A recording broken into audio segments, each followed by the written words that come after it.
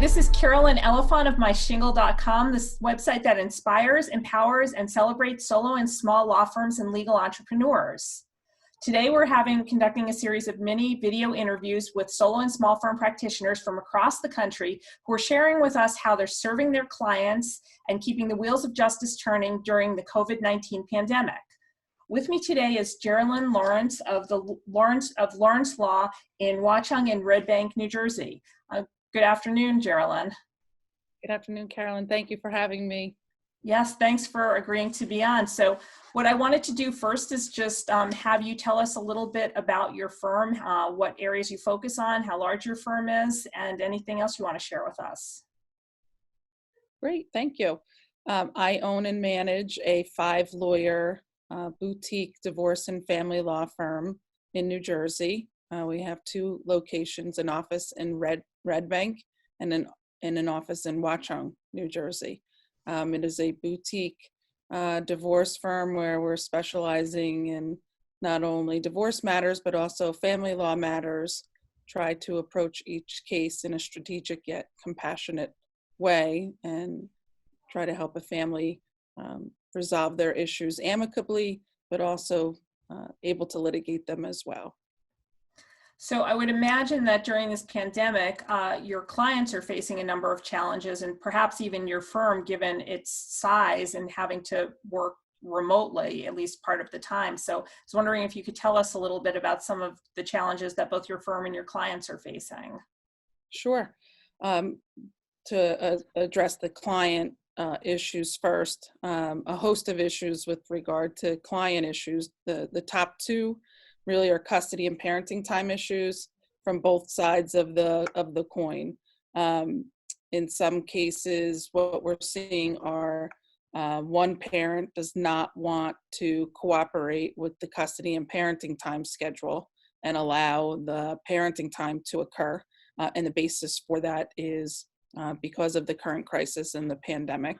And the other side of that is there are parents that are not following executive orders or the laws of their respective states as to social distancing, staying at home, and they're around third parties and beyond, and then exposing the children to that.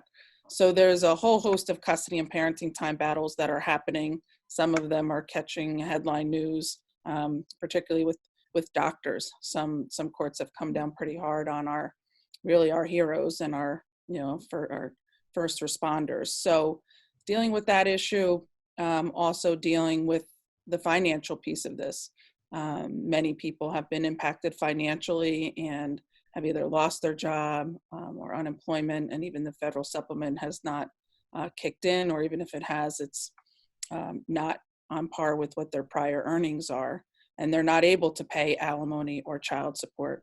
So we get calls from both the payors, the people paying that obligation, and the people receiving are expected to receive it. And both of them, are in a state of panic as to what to do.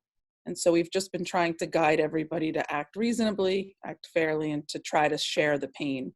And even if you can't pay the entire obligation, pay what you can. Pay what you can, and then we'll try to figure this out once we get to the other side of this crisis. Sure. And how about with your firm? Have there been any challenges to working remotely with a number of different attorneys? Are you doing anything to kind of coordinate with your employees and your staff? Yeah, so that's also been a challenge, but certainly a blessing in that we are fully functional. Really have not missed a beat as far as being able to provide client services. I left a big firm just a year ago and started this firm. And so when we did that, we were fortunate enough to invest in all the right technology. So we were up and running, from minute one, but certainly less people are in the office. Most everybody is working from home. So that is a challenge. It reminds me of the game telephone. You're always talking to everybody, and what did this one say? And so it takes so much longer to get things done. So that has been a challenge. And of course, just the human piece of it, missing your teammates and, particularly during a scary and challenging time.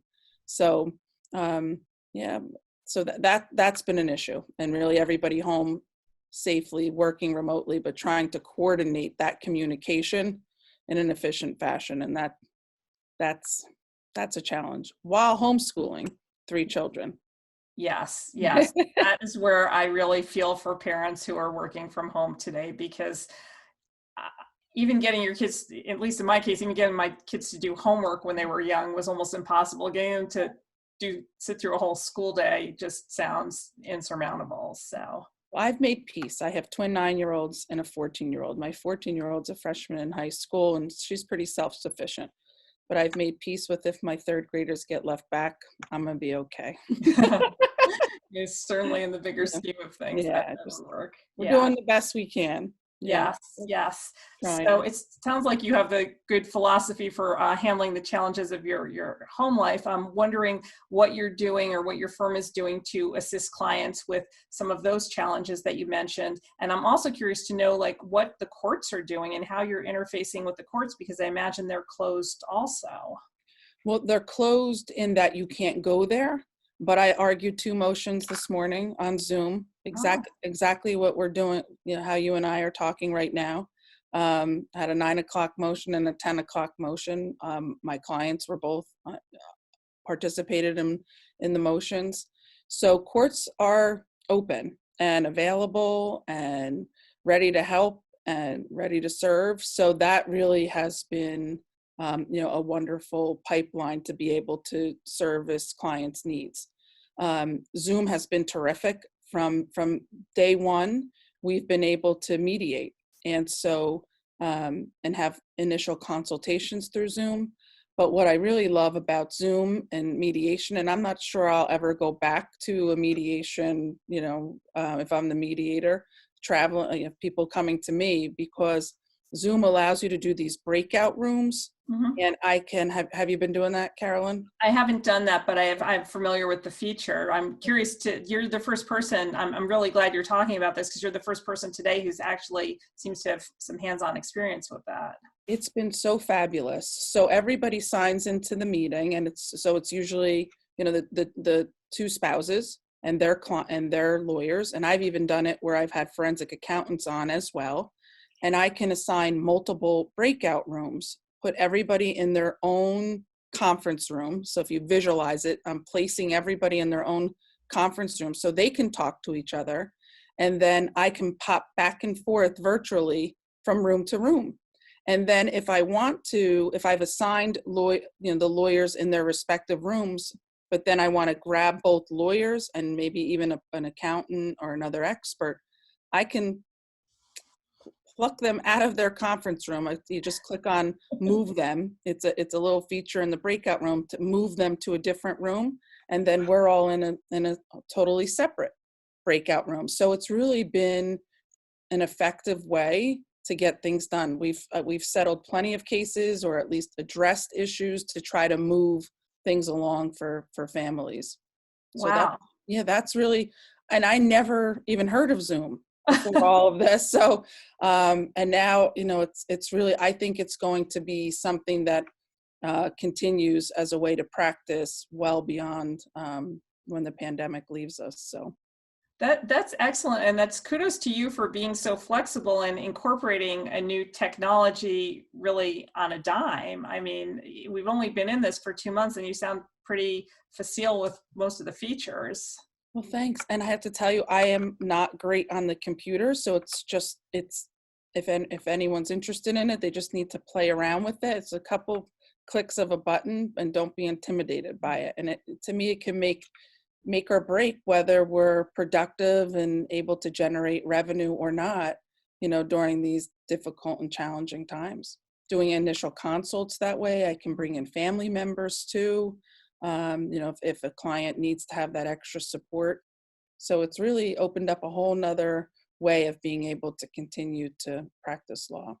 That's great. And do you find, I'm not that familiar with the mediation process in family law, are there documents involved? I know sometimes attorneys have questions about how you get the documents to people? Has Yeah, that been an issue?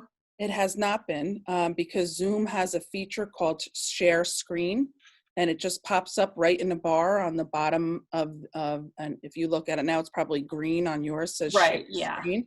So if you click that button, whatever, you can go into your computer and pull up a document, pull up something that you want everyone on the call to see, and you can actually work through a marital settlement agreement, a property settlement agreement. So you're able to write with everybody on the call and on the frame, share those screens, look at those documents, and wordsmith together. One of my colleagues in my office is on his 5th day of a domestic violence trial through Zoom. And they're introducing evidence, they're listening to audio tapes.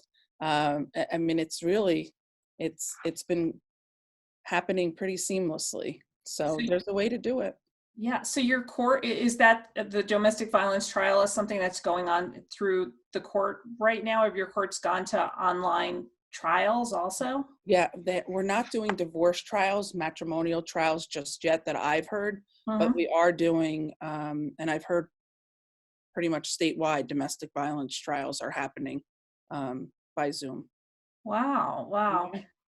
So moving forward, as we start to see the end of some of the shutdown orders and returning to business as it was before, I mean, do you see us returning to business as usual, or do you see some of these innovations that your firm and some of your colleagues have adopted remaining in place? And is that something, where do you see yourself heading in terms of incorporating some of these changes for the long term?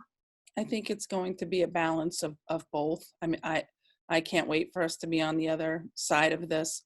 Um, I'm very active in the Bar Association and other organizations, and miss those meetings. I mean, we're still having meetings through Yeah. Zoom and or telephonically, but there's really no substitute for human contact and being able to be at a meeting or at a bar, grabbing a drink and talking about a case or a struggle or a challenge. So I think everyone's going to yearn for that day to come where we can meet at a gathering place and get together. But do I think that people are going to be more mindful of trying to cut down on travel time or night meetings where you have to drive there and back? And in lieu of that, schedule a Zoom meeting? I think so. I mean, I know I'm going to try to do that and continue to offer those services. But I can't wait to have options of being able to say, hey, is this going to be a face-to-face meeting, or do you want to do it on the phone or through virtual platform? So. No, absolutely. So, looking ahead, say 5 or 10 years, when you look back on this period of pandemic, what are some things, or what's an event that might stand out to you? Either some funny mishap that is now funny in hindsight, or some meaningful moment, or a moment that you're particularly proud of. What are you going to look back on and remember? I think I haven't hit anything funny yet. It's still so terrifying. Yes. But I will remember March 20th for a long time. That was the day that rumors were swirling around New Jersey that we thought we were going to be shut down, and there was a chance that law firms would be shut down. And everyone on my team packed out of the office. And, that's terrifying. We just celebrated our 1-year anniversary. Yeah, you worry for them. You worry, you just want to make sure that they have a firm to come back to. And so when you're the business owner, and we were all together at another firm for years. I mean, I was at another firm for 23 years and then came here, and we all came together as a package. And that pressure to feel like, are we going to is this going to work? Is there going to be a business to come back to? And, driving out of the parking lot that Friday was just terrifying, not knowing whether we were going to be closed, able to work. So that was a very scary moment.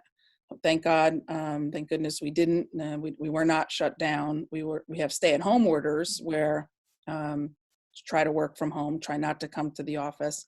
And we try to do that. And most of my staff and team do that, but it's hard. I mean, this is a practice where with motions, there's a lot of exhibits and you're trying to get things together, and that's hard to do from your basement while children are dangling, off your hands. So, I feel so lucky to be able to come to the office and get some things done and get home. But I will never forget that moment. And, oftentimes in this job, it's stressful and it's hard. And sometimes you say, I don't know if this is for me anymore. Maybe I need to be a beach badge checker at the Jersey Shore. But the feeling of not being able to do it or potentially not being able to do it, really hit home about how much I love what I do and how much I love the people around me, and just wanted to make sure that we were successful and continued to be successful.